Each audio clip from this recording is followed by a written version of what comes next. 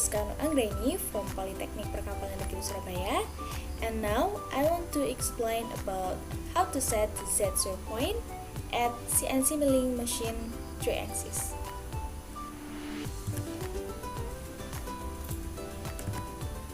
Beforehand, we have to know about what is the CNC milling machine. Milling is the process of cutting and drilling material.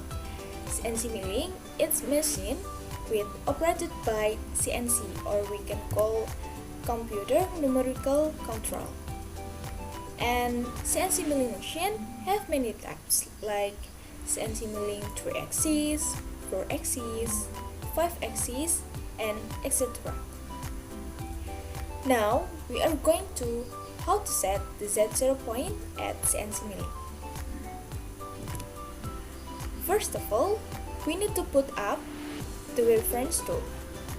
It is the reference tool, and then we have to put the Z0 setter on work unit.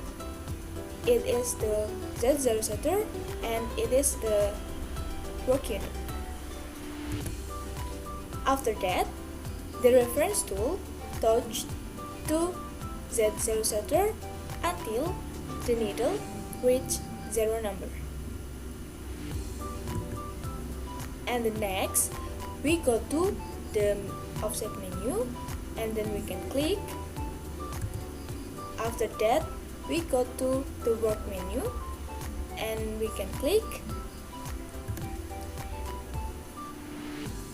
And then we can enter the coordinate at G54 with hovering the cursor down.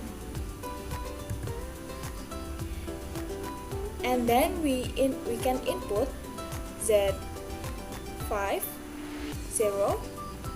dot, and then we can click measure, and finally the number will show in the display. And that's all about how to set Z0 setter at CNC milling 3-axis. And thank you for watching. See you next time.